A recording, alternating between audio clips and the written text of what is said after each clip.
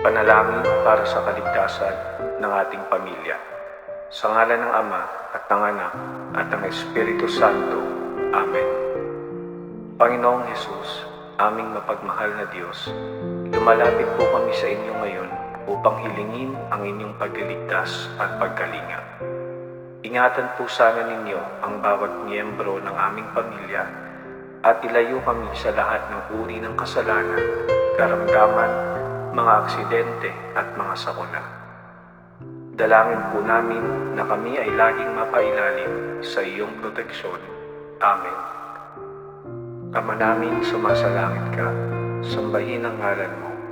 Mapasa amin ang kaharian mo, dito sa lupa para ng sa langit.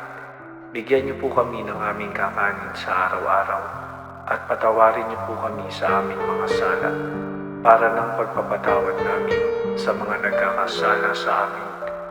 At huwag niyo po sana kaming ipahintulot sa tukso, at ipag-adya niyo po kami sa lahat ng masama.